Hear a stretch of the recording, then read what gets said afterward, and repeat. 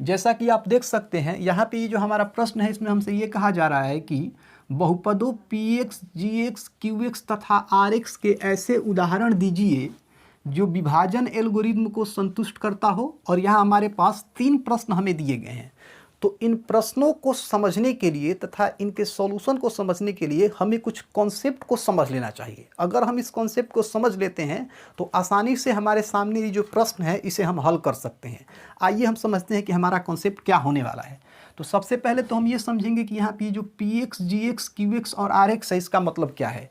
तो यहाँ पे जो px, qx, gx और rx है इसका मतलब है भाज्य, भाजक, भागफल और शेषफल। अब फिर दूसरा प्रश्न ये है कि इसमें से किसको भाज्य बोलेंगे, किसे भाजक, किसे भागफल और किसे शेषफल बोलेंगे।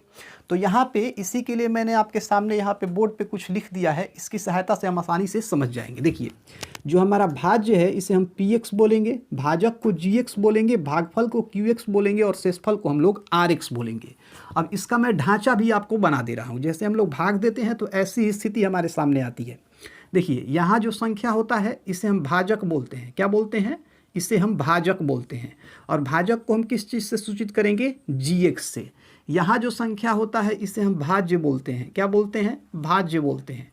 और भाज्य को किस चीज़ से हम लोग सूचित करते हैं? भाज्य को हम लोग सूचित करेंगे px से। फिर से यहाँ जो हमारे पास संख्या होती है इसे हम भागफल कहते हैं। क्या कहते हैं? भागफल कहते हैं। और भागफल को हम लोग किस चीज़ से सूचित करते हैं? तो भागफल को हम लोग qx से सूचित करते हैं। नीचे जो हमारा यहाँ संख्या आता है इसे हम शेष बोलते हैं या फिर शेषफल बोलते हैं और इसे हम लोग rx से सूचित करते हैं। तो ये जो भी ढांचा है और यहाँ किस चीज़ को क्या बोलना है ये बात आपके माइंड में होनी चाहिए। तो पहला तो हमारा कॉन्सेप्ट क्लियर हो गया। अब हम लोग अपना दूसरा कॉन्सेप्ट क्लियर करेंगे। देखिए यहाँ पे मैंने आपके सामने 1 2 3 4 टोटल 4 ठो मैंने आपके सामने बहुपद लिखा है। अब यहाँ पे मान लीजिए किसी ने आपसे पूछ दिया कि ये जो हमारा सबसे नीचे वाला बहुपद है इस बहुपद का घात क्या होगा। तो अगर हमें इस बहुपद का घात निकालना है तो हम क्या करेंगे? हम ये देखेंगे कि इस बहुपद में x का अधिकतम घात क्या है। तो यहाँ x का अधिकतम घात 4, यहाँ 3, यहाँ 2 और यहाँ 1। अब 4 3 2 1 में कौन ज़्यादा है? 4 ज़्यादा है। मतलब यहाँ x का अधिकतम घात 4 है तो इस बहुपद का जो घात होगा वो 4 होगा। अब इसी तरीके से कोई पूछे कि इस बहुपद का घात क्या होगा, तो इस बहुपद में x का अधिकतम घात क्या है? इस बहुपद में x का अधिकतम घात 3 है। तो इस पूरे बहुपद का जो घात हो जाएगा वो हो जाएगा 3। अब इस बहुपद का घात क्या होगा? तो इसमें x का अधिकतम घात 2 है तो इस पूरे बहुपद का जो घात हो जाएगा वो हो जाएगा 2। इस बहुपद का घात क्या होगा? तो यहाँ पे 1 है, मतलब यहाँ x का अधिकतम घात क्या है? 1 है, तो इस बहुपद का घात 1 हो जाएगा। ये चीज़ समझ में आ गया। अब एक लास्ट कॉन्सेप्ट हम लोग समझेंगे। अगर किसी ने आपसे ये पूछ दिया कि अचर संख्या का घात क्या होता है, जैसे 1 2 5 8 7, इन सब का घात क्या होगा? तो ध्यान रखिए जितने भी अचर संख्याएं होती हैं उनका घात 0 होता है। मतलब इन सब का घात क्या हो जाएगा? 0 हो जाएगा। अब यहाँ मैंने जो भी आपको कॉन्सेप्ट बताया आपको इसी कॉन्सेप्ट को माइंड में रखना है, क्योंकि इसी कॉन्सेप्ट का यूज़ करके और हम लोग इस मैथ को सॉल्व करने वाले हैं। तो आइए बारी बारी से हम लोग अपने तीनों प्रश्नों को सॉल्व करते हैं। तो यहाँ पे जो हमारा पहला प्रश्न है इसमें हमसे ये कहा जा रहा है कि हमें ऐसा बहुपद 2 ठो बहुपद लिखना है जिसमें px का घात बराबर हो जाए qx के घात के। तो पहले हम अपना प्रश्न लिख लेते हैं। पहला हमारा प्रश्न है घात px और ये बराबर होना चाहिए घात qx के। ये बराबर होना चाहिए घात qx के। तो हम ऐसा 2 ठो बहुपद अपने मन से लिखेंगे जिसमें px का घात qx के घात के बराबर हो। px का घात qx के बराबर होगा मतलब px माने भाज्य, qx माने भागफल। मतलब हम ऐसा 2 ठो बहुपद लिखेंगे जिसमें भाज्य का घात बराबर हो भागफल के घात के। तो आइए सबसे पहले हम लोग ढांचा तैयार कर लेते हैं। तो यहाँ पे मैंने कुछ इस प्रकार से ढांचा तैयार कर लिया। अब यहाँ पे हमें यहाँ एक बहुपद लिखना है और एक बहुपद यहाँ लिखना है। ऐसे 2 बहुपद हमको यहाँ पे लिखने हैं कि दोनों बहुपद के घात क्या होने चाहिए? बराबर होने चाहिए। तो अपने मन से हम लोग कोई भी बहुपद लिख सकते हैं। इसके बहुत सारे उदाहरण हो जाएंगे। मैं यहाँ एक ठो लिख रहा हूँ। जैसे मैं यहाँ अपने मन से लिख दूंगा 4x square plus 8x plus 2 और इसमें मैं अपने मन से भाग दे दूंगा 2 से। अब देखिए 2 से किस संख्या में गुना करें कि 4x स्क्वायर आ जाए, तो 2 से अगर आप गुना कर देंगे 2x स्क्वायर में तो आपको यहाँ पे 4x स्क्वायर मिल जाएगा। अब यहाँ पे हम लोग माइनस लिख देंगे, ये खत्म हो जाएगा। अब इसके बाद ऊपर से हम 8x को उतार देंगे। अब 2 में कितना से गुना करें कि 8x आ जाए, तो 2 में अगर हम 4x से गुना कर दें तो हमें 8x मिल जाएगा। अब हम लोग इसे हल कर देंगे तो यहाँ ये दोनों कट जाएगा। अब ऊपर से आ जाएगा यहाँ 2 में कितना से गुना करें कि 2 आ जाएगा, तो 2 में अगर 1 से गुना करेंगे तो हमें 2 मिल जाएगा। अब यहाँ माइनस हो जाएगा और ये खत्म हो जाएगा और हमारा शेषफल आ जाएगा 0। तो खैर हमें शेषफल से मतलब नहीं है। अब देखिए यहाँ हमसे ये कहा जा रहा था कि हमें 2 बहुपद लिखना है जिसमें px और qx का घात बराबर हो। ये था हमारा px और ये qx। अब आप दोनों को मिला लीजिए। देखिए px जो बहुपद है इसका घात 2 है और ये जो हमारा qx है इसका भी घात क्या है, 2 है। मतलब यहाँ पे हमें px और qx दोनों बहुपद का घात बराबर मिल गया। तो इस तरीके से जो हमारा क्वेश्चन नंबर 1 था इसे हमने सॉल्व कर लिया। अब यहाँ पे हम जो भी हमारे पास डाटा है उसको लिख देंगे। यहाँ हम लोग लिखेंगे भाज्य बराबर, भाज्य क्या है हमारा, ये है 4x square plus 8x plus 2। तो यहाँ हम लोग लिख देंगे 4x square plus 8x plus 2। अब इसके बाद हम लोग लिख देंगे भाजक बराबर क्या है हमारा भाजक, तो भाजक हमारा है 2। तो यहाँ हम लोग लिख देंगे 2। इसके बाद हम लोग लिख देंगे भागफल भागफल क्या है हम लोगों का, तो ये है 2x square plus 4x plus 1, 2x square plus 4x plus 1। अब इसके बाद हम लोग शेषफल लिख देंगे। क्या है हमारा शेषफल, तो हमारा जो शेषफल है ये है 0। तो शेषफल बराबर हम लोग लिख देंगे 0। इस तरीके से जो हमारा क्वेश्चन नंबर 1 था इसे हमने सॉल्व कर लिया। अब हम लोग इसी का क्वेश्चन नंबर 2 सॉल्व करने वाले हैं। तो आइए सबसे पहले हम लोग क्वेश्चन नंबर 2 को यहाँ लिखते हैं और उसके बाद इसे हम लोग सॉल्व करेंगे। तो जो हमारा क्वेश्चन नंबर 2 है इसमें हमारे पास है घात qx बराबर घात rx, घात qx बराबर घात rx। अब देखिए इसमें हमसे ये कहा जा रहा है कि qx का घात बराबर होना चाहिए rx के।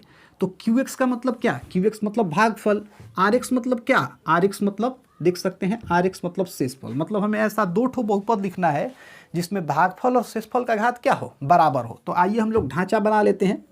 तो यहाँ हमने पहले ढांचा बना लिया। अब यहाँ हमें कहाँ कहाँ बहुपद लिखना है, तो भागफल और शेषफल में लिखना है। हमारा भागफल क्या है, भागफल हमारा यहाँ आएगा और शेषफल यहाँ आएगा। अब हमें ऐसा बहुपद लिखना है जिसमें हमें भागफल और शेषफल का घात बराबर मिले। अब यहाँ पे हम अपने से एक ट्रिक लगाएंगे, या आप कह लीजिए कि हम लोग कोई कॉन्सेप्ट लगाएंगे। क्या कॉन्सेप्ट लगाएंगे, देखिए हम किसी तरीके से ऐसा कोशिश करेंगे कि हमारा भागफल में भी अचर संख्या आ जाए और शेषफल में भी अचर संख्या आ जाए। क्योंकि किसी भी अचर संख्या का घात क्या होता है, 0 होता है। तो अगर भागफल में भी अचर संख्या मिले, शेषफल में भी अचर संख्या मिले, तो दोनों का घात क्या हो जाएगा, 0 आ जाएगा। और इस तरीके से हमें भागफल और शेषफल का घात बराबर मिल जाएगा। तो आइए हम लोग अपने मन से कोई भी संख्या यहाँ लिख लेते हैं। तो मैं यहाँ अपने मन से लिख दे रहा हूँ 4x प्लस 3, और 4x प्लस 3 को मैं भाग दे दूंगा 2x प्लस 2 से। अब देखिए 2x में कितना से गुना करें कि 4x आ जाए, तो 2x में 2 से गुना करेंगे तो हमें 4x मिल जाएगा। तो 2x गुना 2 यहाँ हो जाएगा 4x। 2 में 2 से गुना करेंगे तो 2 दूनी हो जाएगा 4। अब हम लोग इसे हल कर देंगे तो यहाँ माइनस हो जाएगा, ये दोनों कट जाएगा। अब यहाँ प्लस है तो प्लस का उल्टा क्या होगा, माइनस। तो 3 में से 4 घटाएंगे तो हमें क्या मिल जाएगा, -1। अब देखिए -1 भी एक अचर संख्या है और 2 भी अचर संख्या है। मैंने अभी आपको बताया कि अचर संख्या का जो घात होता है वो 0 होता है। मतलब भागफल का भी घात 0 है और शेषफल का भी घात 0 है। और यही हमें इस क्वेश्चन में कह भी रहा था कि हमें ऐसा बहुपद लिखना है जिसमें भागफल और शेषफल दोनों का घात क्या हो, 0 हो। तो हमारा जो ये क्वेश्चन था ये सॉल्व हो गया। अब हम लोग यहाँ डाटा को लिख देंगे। तो पहले हम लोग यहाँ लिखेंगे भाज्य बराबर, यहाँ हम लोग लिखेंगे भाज्य बराबर क्या है हमारा, भाज्य है 4x प्लस 3। तो यहाँ हम लोग लिख देंगे 4x प्लस 3। इसके बाद हम लोग लिखेंगे भाजक बराबर, भाजक हमारा क्या है, तो भाजक है 2x प्लस 2, 2x प्लस 2। इसके बाद हम लोग लिख देंगे शेषफल बराबर, शेषफल बराबर, तो शेषफल क्या है हम लोगों का, शेषफल है -1, तो यहाँ हम लोग लिख देंगे -1। इसके बाद हम लोग लिख देंगे भागफल बराबर, भागफल बराबर, क्या है हम लोगों का भागफल, तो ये है 2। और इस तरीके से यही हमारा आंसर हो जाएगा।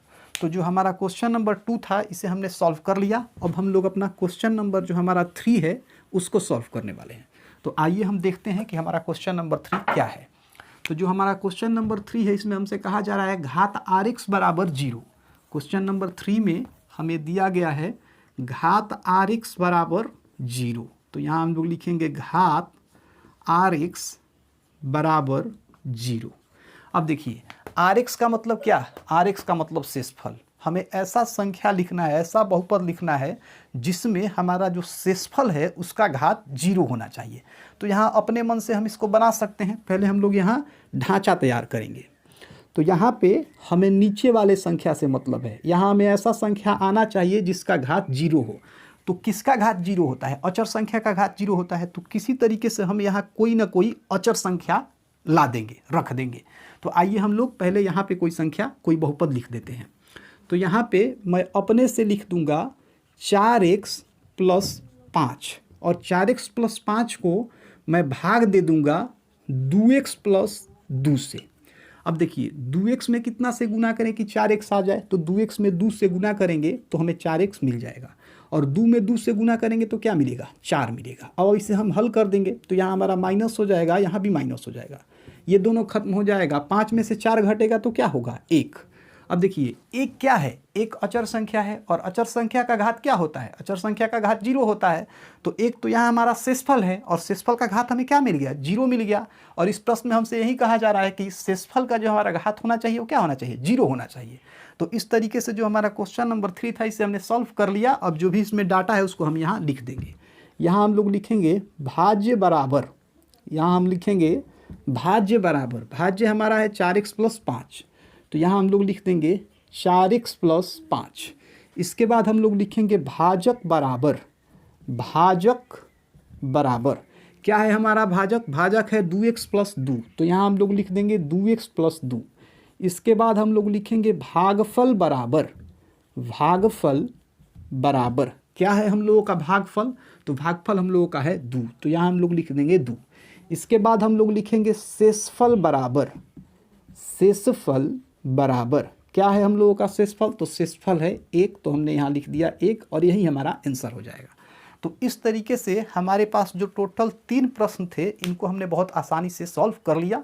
अगर आपको ये कॉन्सेप्ट अच्छा लगा हो तो इस वीडियो को शेयर कीजिए और मेरे यूट्यूब चैनल को सब्सक्राइब कीजिए।